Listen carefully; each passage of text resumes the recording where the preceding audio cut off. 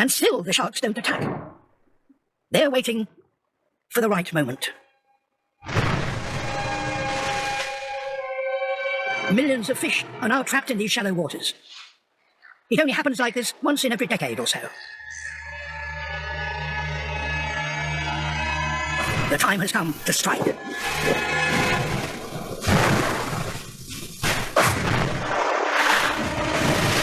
For the sharks, this is a bonanza. They work together. Each shark now fills its stomach. These shallow seas are exceptionally rich in sharks. There are more species here than anywhere else on Earth.